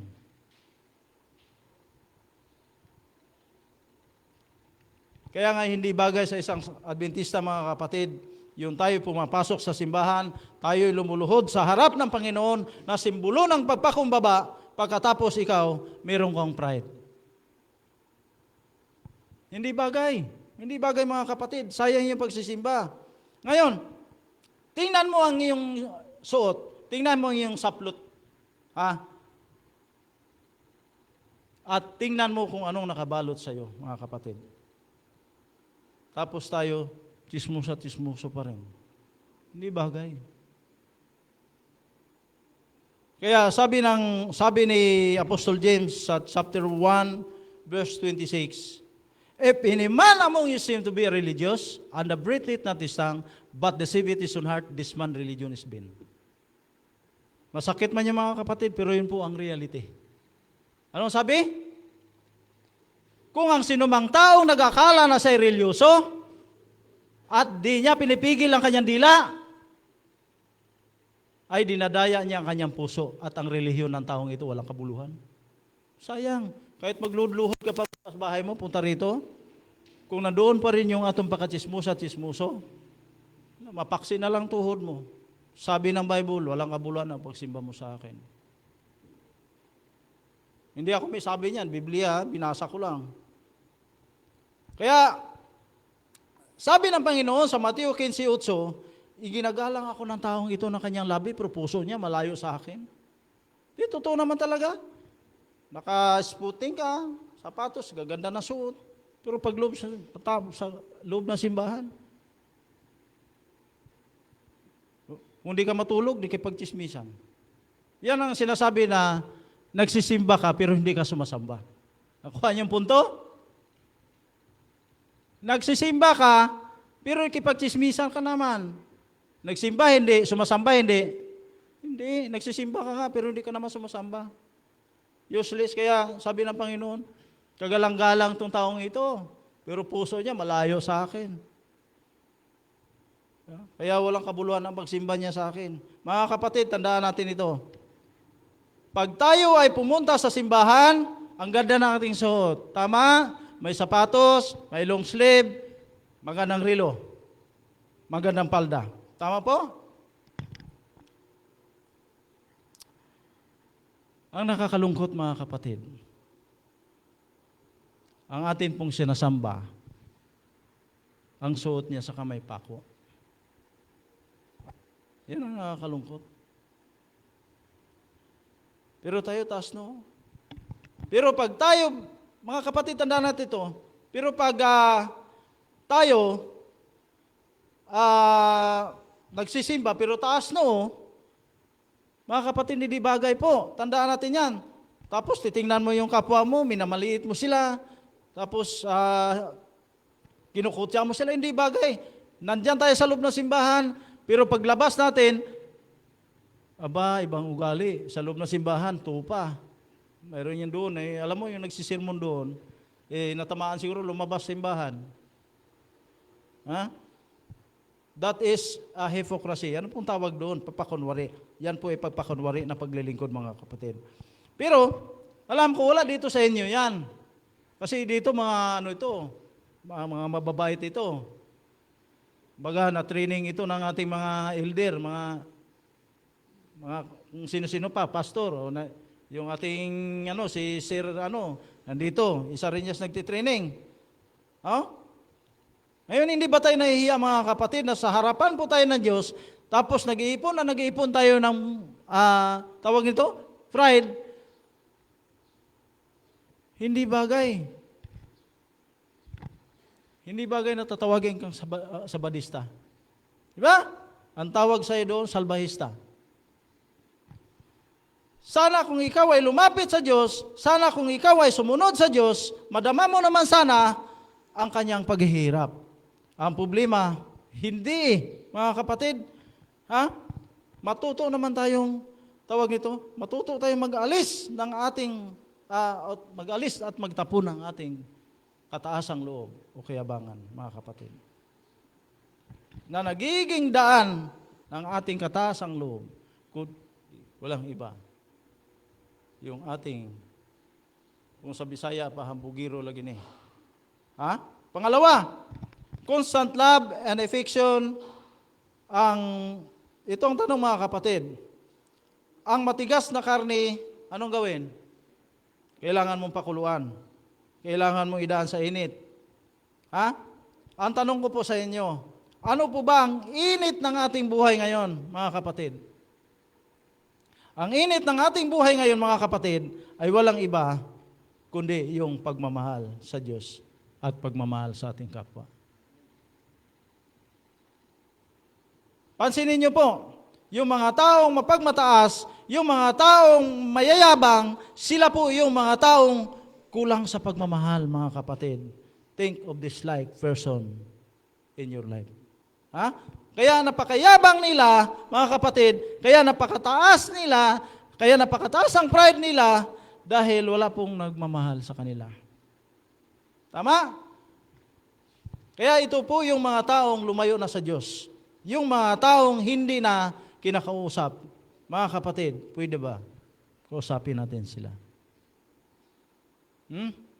Usapin natin sila, mga kapatid. Yayain natin sila. Kahit nakakainis sila, ipadama natin ang pagmamahal sa kanila. Amen? Kaya lalong nagiging mataas ang mga puso ng mga yan dahil wala pong mga taong lumapit sa kanila at magpapalambot at magmamahal sa kanila. Mahalin natin sila, mga kapatid. Ang gagawin natin, mga kapatid, sa mga taong lumayo na sa Diyos, kausapin natin sila, mga kapatid. Kausapin natin sila na sumama at makiisa sa atin. Mahalin natin sila, mga kapatid. Tao rin sila na kagaya natin. Amen? Constant love and affection will slowly burn pride. Pangatlo, at ang kauli-hulihan, God will make a way for the proud to be humble. Ngayon, yan po ang sinasabi ng ating ng Ebanghelyo, na ang nasa taas ay ibababa ng Diyos, at ang nasa ibaba ay itataas ng Diyos. Sino po ang gagawa nito? Tayo ba? Hindi. Diyos po ang gagawa. Ang trabaho lang natin, mga kapatid, ay walang iba kundi magmahal sa ating kapwa. Amen? Yan. Ano ang gagawin natin? We continue praying. God will humble them. God will make a way. Dahil sabi ko nga, ang palaging nagdadasal, sila po yung mga taong mapagpakumbaba. Pero kung hindi ka pala dasal, wala. Masagi ka lang ng kapatid mo, talaga magsuntukan kayo eh. Kaya sabi ni Apostol Santiago sa 4:6, ngunit siya'y nagbibigay ng biyaya, kaya't sinasabi ng Diyos ay sumasalungat sa mga mapagmataas, subalit siya'y nagbibigay ng biyaya sa mga taong nagpapakumbaba. Pansinin niyo mga kapatid, kami ni Brad Ronnie, isang tricycle driver lang kami. Hindi naman kalakihan yung kita namin. Pero sa tulong ng Panginoon, hindi po kami nawawalaan, nakabaho-baho pa nga yung kanin. Nasusuportahan namin yung pangangailangan. Bakit?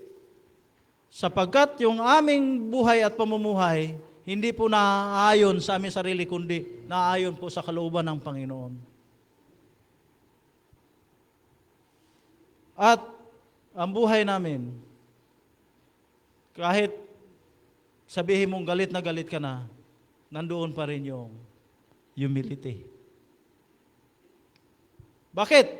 Sapagkat ang banal na Espiritu, pag nanatili sa bawat isa sa atin, yung mga bagay na dapat mong gawin ay kasasama sa kapwa mo, hindi mo magagawa yan. Dahil ang Panginoon nasa kalagitnaan natin upang hindi tayo mapapahamak. Sino po ang biniyayaan? Yung mga taong laging nagpapakumbaba.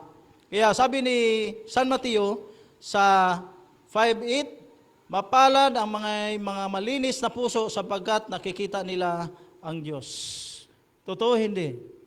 Alam mo mga kapatid, gusto kong bigyan ng diin. Hindi mo man nakita ang Panginoon, pero sa pamamagitan ng ginagawa mo na puro mabuti sa kapwa mo, sa palagay mo, nakita mo hindi? Nakita kasi hindi ka makakagawa ng mabuti sa kapwa mo kung hindi mo nakikita ang Panginoon. Hindi mo siya nakita ng personal, pero sa gawa mo, na nakakagawa ka ng mabuti sa mga tao na nangangailangan sa iyo, yun po ang paraan na nakita mo ang Panginoon. Amen? Yan. Kaya ang tunay naglingkod ng Diyos ay may mga malinis po na puso, sabi ng Bible. At hindi marunong makipagtalo at mapagpakumbabang loob. Yun ang tunay na lingkod ng Diyos. Sabi niya sa Mateo, hindi raw magalitin, kundi maamo sa lahat, sapat na makapagturo at matiisin. Makapagtiis ka talaga mga kapatid, kahit tadyakan ka na. O di ba, ikaw Brad Ron, tinadyakan ka, okay lang sa'yo. Ha? Parang hindi si Brad Ron eh. Panalangin natin sa Panginoon. Kasi kung tayo, hindi talaga natin kaya yan. Panginoon talaga. Ngayon, magkasala man tayo sa lahat ng tao, lalong-lalo na sa Diyos, kung hihingi po tayo ng kapatawaran sa Kanya, ito po ay ibibigay niya na walang pag-alinlangan at buo. Mga kapatid, kaya nga sabi ng Panginoon sa John chapter 6 verse 37, ang sinumang lumapit sa akin sa anumang paraan ay hindi ko itataboy. Kita mo? Kaya pala hindi tayo mawawalaan ng grasya araw-araw eh. Talaga binibiyaya ng Panginoon yan. Magtaka ka, kunti lang makinikita ko, pero bakit? Nakabili kami ng damit, busog kami, nakapaaral pa ng anak. Samantalang sila, nakapangutang pa, may mga sasakyan pa. O di ba? Diyan mo makikita yung nagawa ng Panginoon sa iyo. Ha? Kaya mga kapatid, paalala lang po sa inyo ha. Ang mensahe kong ito, mga kapatid ko, hindi ko po ito minimensahe para hiyain ko kayo, ha? Mga kapatid. Minimensahe ko po ito bilang paalaala ko sa aking sarili at paalaala na rin sa inyo. Amen po? Yan. Kaya ngayong tanghali mga kapatid, pag nakarinig po tayo ng mga mensaheng ganito, isa lang po ang hiling ko sa Diyos. Ikaw at ako, pag nakarinig tayo ng ganitong mensahe, isa lang po ang sambit nating mga labi. Purihin ang Diyos sa buhay natin. Amen? Pagpalain po tayong lahat. Happy Sabbath muli.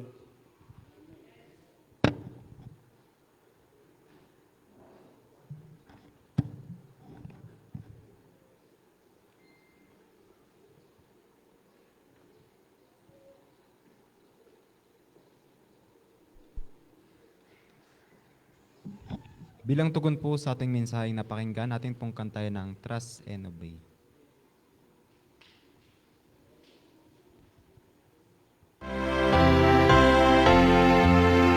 Kaya kung lahat ay tuloy.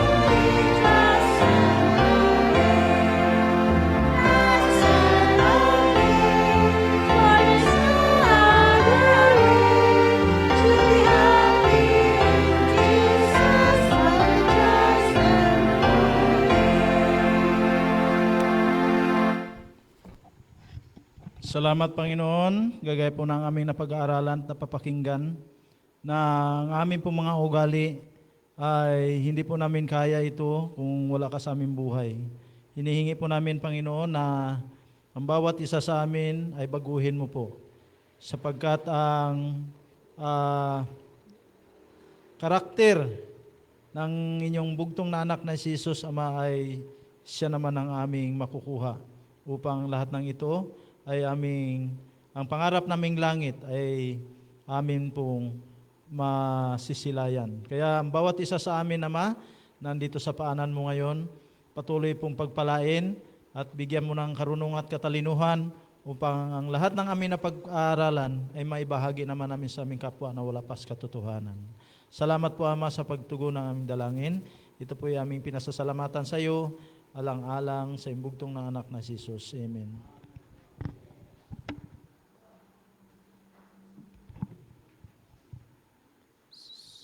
Signs of the end.